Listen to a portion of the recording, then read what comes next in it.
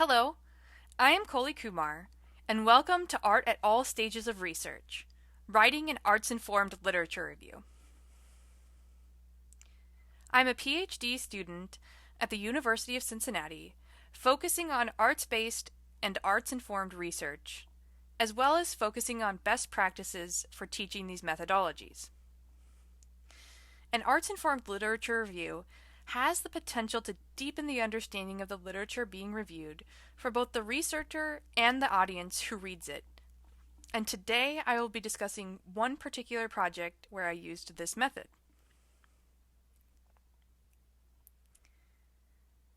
Okay, arts-based research versus arts-informed research. To accurately discuss creating an arts-informed literature review, I will make a quick clarification about arts-based research versus arts-informed research. There are many definitions and uses of both, so I will share the definition I was working off of when creating this literature review.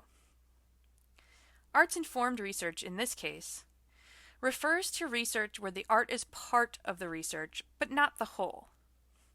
The art informs the research. This is in contrast to arts-based research, having art as the main research tool throughout the entire project. The research project is based in the arts. An arts-informed literature review could very well be at the start of a solid arts-based research project. It could be the only art present in a research project, and can also stand on its own, as this project does. For this project, I reviewed the literature on the intersections of critical pedagogy, Paulo Freire, and art. There were 10 relevant articles and chapters identified and reviewed. I created 10 corresponding annotated bibliographies, as is suggested when writing a literature review, but I also created 10 corresponding pieces of visual reflection. These often focused on an important aspect of the literature being reviewed. The synthesis of these materials was presented in a traditional paper form, and a final visual synthesis was created and incorporated into the text. All of this culminated in what I call an arts-informed literature review.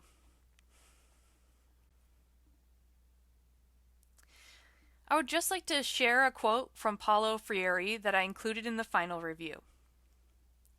For me, education is simultaneously an act of knowing, a political act, and an artistic event. I no longer speak about a political dimension of education. I no longer speak about a knowing dimension of education. As well, I don't speak about education through art. On the contrary, I say education is politics, art, and knowing.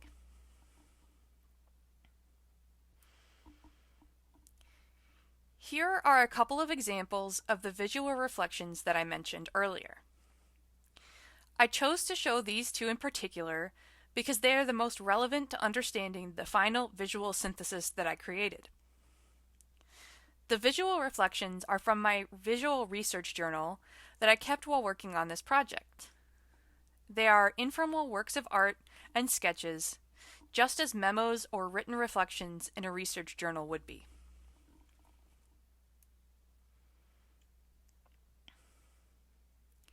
Here is my photo voice reflection. One of the pieces of literature I reviewed was a book about photo voice by Amanda Latz. In it, she discusses how photo voice, in part, comes out of critical pedagogy and the work of Paulo Freire. For this visual reflection, I decided to try my hand at a little mini photo voice project. Being at home for the majority of my time due to COVID-19 while creating this review, the landscape in and around my house became more meaningful to me than it had been in previous years. As I worked through the fall season, these roses in my front yard continued to bloom, offering me a small point of color and happiness during what turned out to be a busy and stressful time. For my photo voice annotation, I documented these blooms that had turned out to be a part of the story of my life during this time. To tell my story, I wanted to show not only the beauty of the flowers, but also their fading with the season and their persistence in existence. I felt that this mirrored what was happening in my own life.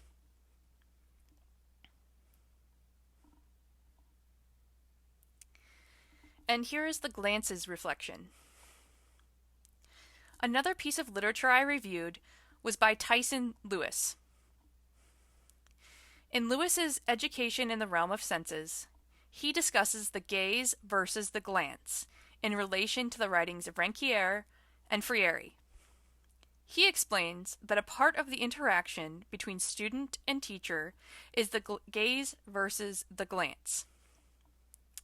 The gaze, based off of the work of John Berger, refers to who is doing the looking in the world of art. Lewis refers specifically to the disciplinary gaze of the teacher in contrast to what he calls the glance. The glance takes the passive object and makes them active, an autonomous person of their own.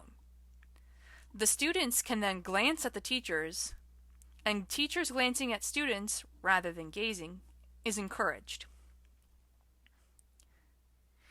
Incorporating these ideas of the gaze and the glance into my visual annotation are eyes that both gaze forward and glance to the side. Flowers are a living object, often meant to be viewed or gazed upon. This made using flowers in the piece a simple idea for me. Having the flowers glance and gaze back represents the students in the scenario provided by Lewis.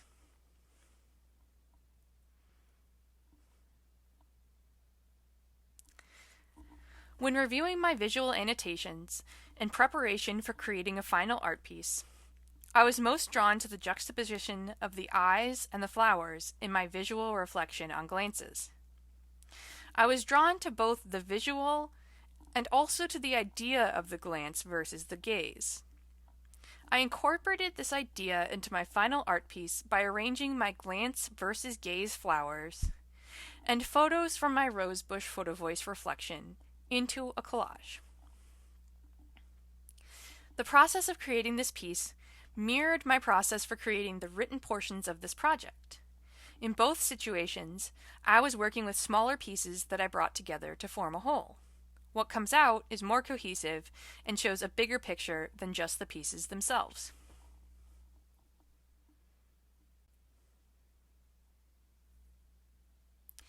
Here I have a sample of a page out of my literature review.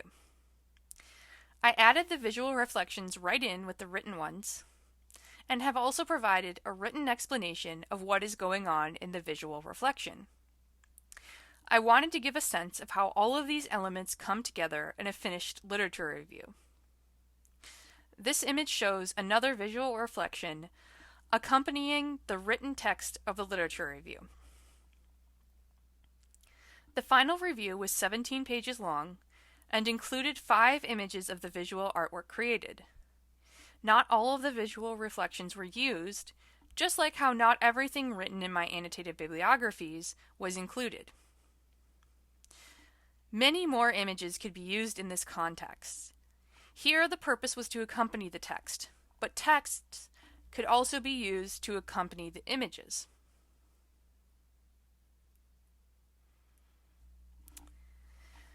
Some considerations on creating an arts-informed literature review. The process of synthesizing information from literature into written reflection and into visual reflection can be quite similar.